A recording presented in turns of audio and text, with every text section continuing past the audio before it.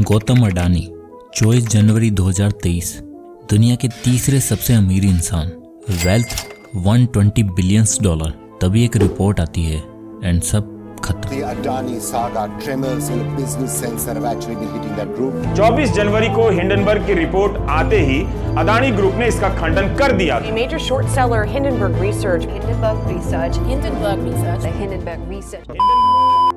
America की एक company Hindenburg research Gautam Adani पर एक रिपोर्ट निकालती है और कई सारे एलिगेशन लगाती है, जिसमें वो दावा करते हैं कि गौतम अडानी ने इतनी जल्दी और इतने सारी वेल्थ इलीगल तरीके से कमाई है।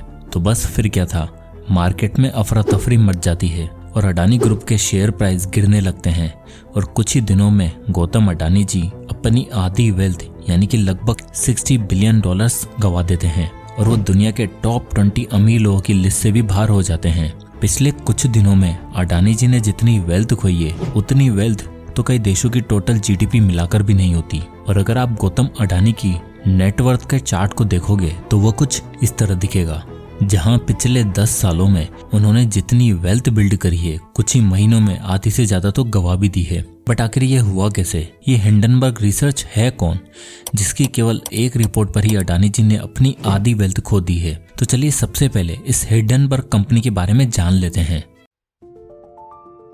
6 मई 1937 को जर्मनी के एक एयरशिप जिसका नाम हिंडनबर्ग था उसमें आग लग जाती है और 35 लोगों की जान चली जाती है और ये दुनिया के काफी बड़े हादसों में से एक है और इसे एक मेन मेड डिजास्टर कहा जाता है। नेथन एंडरसन जो एक इजरायली सिटीजन है जो एक जमाने में एम्बुलेंस चलाया करते थे, उन्होंने हिंडनबर्ग कंपनी की शुरुआत करी थी 2017 में। नेथन पेशे से फाइनेंशियल एनालिसिस थे और ये कंपनी दुनिया में हो रहे फाइनेंशियल फ्रॉड का पता लगाती है और नेथन ने इस कंपनी का नाम हिंडनबर्ग इसलिए रखा क्योंकि उनका कहना है कि जिस तरह हिंडनबर्ग एक मेन मेड डिजास्टर था जिसे अवॉइड किया जा सकता था, उसी तरह दुनिया में जो लोग फाइनेंशियल फ्रॉड कर रहे हैं उन लोगों पर ये कंपनी रिसर्च करती है और शॉर्ट सेलिंग करके पैसा कमाती है। अब समझते हैं कि एक्चुअल में शॉर्ट सेलिंग होती क्या है। तो जिस तरह हम कोई शेयर खरीदते हैं और जब हम उन शेयर की प्राइस बढ़ जाती है तो उन्हें बेचकर हम प्रॉफिट कमा लेते हैं, उसी तरह स्टॉक मार्केट में एक और तरीका होता है पैसा कमाने का और वो होता है शॉर्ट सेलिंग करके। इस तरीके में जब स्टॉक की प्राइस कम होती है तो हम प्रॉफिट कमाते हैं। तो हिंडनबर्ग इसी तरह की कंपनियों को एक्सपोज करती है और जब गौतम अडानी पर उन्होंने रिपोर्ट पब्लिश करी तो इन्होंने रिपोर्ट पब्लिश करने से पहले अडानी कंपनी पर शॉर्ट पोजीशन ले ली थी, जिससे कि जितने शेयर प्राइस अडानी ग्रुप के नीचे जाएंगे उतना प्रॉफिट हिंडनबर्ग को होने वाला है। तो हिंडनबर्ग कोई समाज सेवा नहीं कर रहा, ये भी प्रॉफिट बनाने के लिए ही काम करते हैं। बट अब सवाल ये आता है कि क्या कोई भी आकर किसी कंपनी पर आरोप लगाएगा और उसके शेयर प्राइस गिरने लग जाएंगे क्या? वेल, यूजली ऐसा होता नहीं है, बट हिंडनबर्ग की रिपोर्ट काफी हद तक सही होती है और लोगों को इनकी रिपोर्ट पर काफी भरोसा भी है। हिंडनबर्ग ने पिछले 5 सालों में 45 कंपनियों पर ये रिपोर्ट दी है और उसमें से 70% इनकी रिपोर्ट सही भी साबित निकली है। अडानी ग्रुप से पहले इन्होंने निकोला नाम की एक कंपनी पर रिपोर्ट निकाली थी और उस रिपोर्ट में भी इन्होंने उस कंपनी पर फ्रॉड का आरोप लगाया था और वो बात सच साबित हुई और निकोला कंपनी जिसकी वैल्यू उस टाइम $34 बिलियन थी, वो सीधे नीचे गिरकर $1 बिलियन तक रह गई थी। और हिंडनबर्ग ने अडानी ग्रुप पर भी आरोप लगाया है कि इनके स्टॉक्स काफी ओवर वैल्यूड हैं और 85% नीचे गिर सकते हैं। इसलिए दुनिया भर के अमीर लोग हिंडनबर्ग की रिपोर्ट से काफी डरते हैं। इसलिए इस खबर के आते ही स्टॉक मार्केट में खलबली मची हुई है और अडानी ग्रुप के प्राइस नीचे गिरते ही जा रहे हैं। अब आगे क्या होगा ये तो वक्त ही बताएगा। बट सवाल ये आता है कि गौतम अडानी जी जो एक middle class college drop out थे, वो इंडिया के लीडिंग बिजनेसमैन आखिर बने कैसे?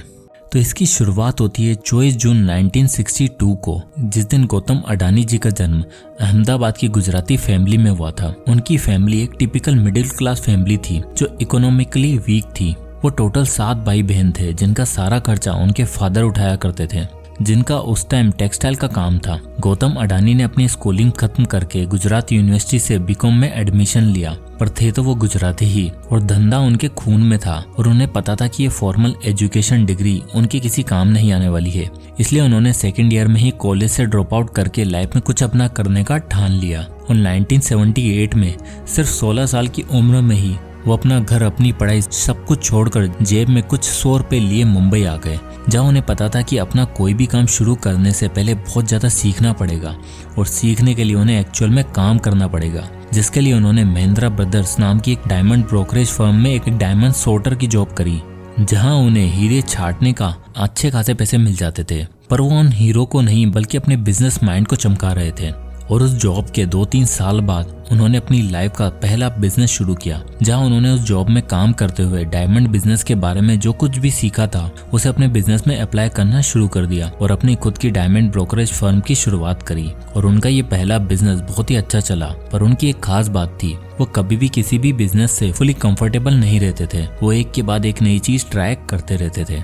तो 1981 में जब उनके भाई महासुख अडानी ने उन्हें वापस अहमदाबाद बुलाया, जहां उन्होंने प्लास्टिक फैक्ट्री स्टार्ट करी थी, और उसे मैनेज करने के लिए गौतम अडानी अपने अच्छे खासे डायमंड बिजनेस को छोड़कर वापस अहमदाबाद चले गए। और इस प्लास्टिक फैक्ट्री के लिए वो बाहर से पॉलीविनाइल क्लोराइड, जिसे हम पीवीसी भी कहते हैं, इसे इंपोर्ट करा करते थे। और यहाँ भी उन्हें एक नए बिजनेस फील्ड में एंट्री करने की अपॉर्चुनिटी दिखाई दी। दोस्तों, ये एक खास बात थी जो किसी भी सक्सेसफुल पर्सन को एक एवरेज पर्सन से अलग बनाती है। सक्सेसफुल अपॉर्चुनिटीज को आइडेंटिफाई और ग्रैब करने में सबसे आगे होते हैं, जहाँ एक एवरेज इतना बड़ा स्टेप लेने से पहले 10 बार सोचता है, जैसे कॉलेज ड्रॉप आउट करना, करियर स्विच करना। जबकि सक्सेसफुल लोग इसके बारे में सोचते हैं और उन्हें लगता है तो वो बस कर देते हैं। और पीवीसी इंपोर्ट करते करते उन्होंने इंपोर्ट एक्सपोर्ट के बिजनेस को अच्छे से समझा और भी चीजें इंपोर्ट करनी शुरू कर दी। और अपनी कंपनी अडानी एक्सपोर्ट लिमिटेड, जिसे आज हम अडानी एंटरप्राइजेस के नाम से जानते हैं, उनकी शुरुआत करी, जो कि इनिशियली एग्रीकल्चर और पावर रिलेटेड गुड्स में अपना बिजनेस करती थी, जिससे उन्होंने धीरे धीरे नई नई फील्ड्स में एक्सपेंड करना शुरू किया। और इसी टाइम 1991 में गवर्नमेंट प्राइवेट बिजनेस को बूस्ट करने में हेल्प करने लगी, जिससे इंडियन बिजनेस भी अच्छे से ग्रो हो पाए, जिसके लिए गवर्नमेंट अलग अलग डिपार्टमेंट में डिफरेंट प्राइवेट बिजनेस के साथ पार्टनरशिप करने लगी, जिसकी सबसे बड़ी अपॉर्चुनिटी दिखी गौतम अडानी को, जहां गौतम अडानी ने कई नए नए सेक्टर्स में कदम रखा है। इन सभी पॉलिसीज के फायदे उठाते हुए उन्होंने अपने बिजनेस को और भी तेजी से रन करना शुरू कर दिया। और अब वो मेटल, टेक्सटाइल, इंफ्रास्ट्रक्चर जैसी फील्ड में भी एंटर हो चुके थे। अब जैसे जैसे उनका बिजनेस बड़ा होता जा रहा था, उन्हें कई प्रॉब्लम भी फेस करनी पड़ रही थी। अब जैसे कि हर बिजनेस में होता है, कई सारी प्रॉब्लम्स को फेस करना पड़ता है, वैसे ही अडानी जी को भी अपने इंपोर्ट एक्सपोर्ट बिजनेस में पोर्ट्स की कंजक्शन होती थी। इतनी भीड़ भाड़ की वजह से उनके शिपमेंट डिले होने लगे। इसी टाइम 1994 में गुजरात गवर्नमेंट ने मुंद्रा पोर्ट को प्राइवेटाइज करने का अनाउंस करा, और इस अपॉर्चुनिटी को गौतम अडानी जी ने अपने हाथ से जाने नहीं दिया। उन्होंने गुजरात गवर्नमेंट के साथ कॉन्ट्रैक्ट साइन करके मुंद्रा पोर्ट को अपने अंडर ले लिया, और आज मुंद्रा पोर्ट देश के सबसे लार्जेस्ट प्राइवेट सेक्टर पोर्ट में से एक है। उन्हें पोर्ट्स में प्रॉब्लम हो रही थी तो उन्होंने पोर्ट से खरीद लिया, और ट्रांसपोर्टेशन के लिए जब उन्हें शिप्स में प्रॉब्लम हो रही थी तो उन्होंने अपनी शिप्स भी खरीदना शुरू कर दिया। बट मुंद्रा पोर्ट को एक्वायर करना एक इजी टास्क नहीं था। गवर्नमेंट की वजह से उन्हें कई प्रॉब्लम्स का भी सामना करना पड़ता था। स्टार्टिंग में पोर्ट और नेशनल नेटवर्क के बीच कोई रेल लिंक नहीं था, बट लाइसेंस के अकॉर्डिंग गवर्नमेंट ने ये प्रॉमिस करा था कि वो इस लिंक में हेल्प करेगी, पर ऐसा नहीं हुआ।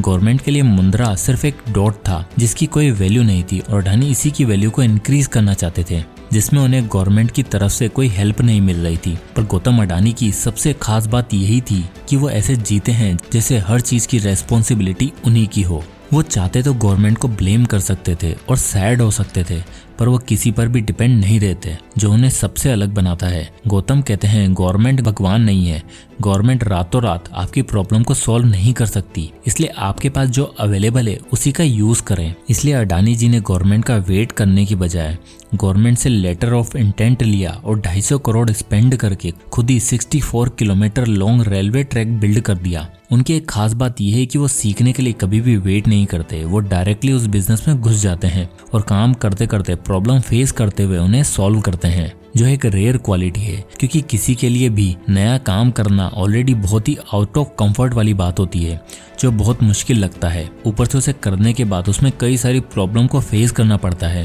तो इसके बाद तो इंसान बहुत आसानी से गिव अप कर ही देता है। पर वो कहाँ गिव अप करने वाले इंसान थे। गवर्नमेंट को जहाँ कहीं भी प्रॉब्लम होती और वो किसी भी सेक्टर में प्राइवेटाइजेशन की बात को सुनते थे, तो गौतम सबसे पहले उसकी कमांड लेने के लिए रेडी रहते थे।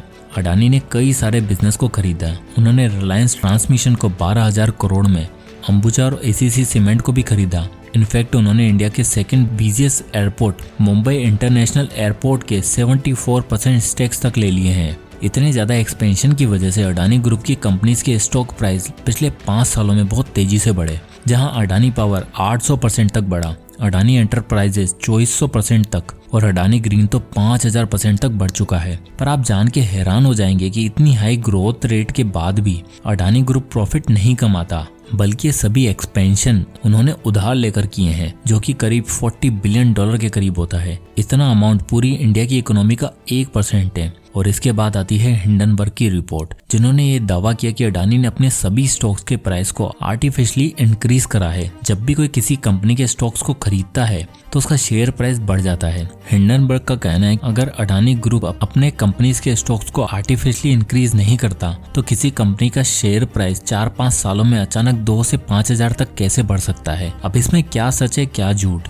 ये तो मैं नहीं बता सकता, बट हिंडनबर्ग कंपनी जिसका काम यही है कि वो इसी तरह की बड़ी बड़ी कंपनियों को टारगेट करती हैं और उन पर रिपोर्ट पब्लिश करती हैं और मार्केट में शॉर्ट पोजीशन ले लेती हैं, जिससे कि उन कंपनियों के शेयर प्राइस गिरते ही हिंडनबर्ग को प्रॉफिट होता है। वैसे तो हिंडनबर्ग की एक्यूरेसी काफी अच्छी है, वो जिस कंपनी पर भी रिपोर्ट पब्लिश करती हैं उनमें से ज्यादातर घोटाला पाया जाता है, बट ऐसा नहीं कि उनकी रिपोर्ट कभी गलत साबित नहीं होती, कई बार उनकी रिपोर्ट गलत साबित भी होती है।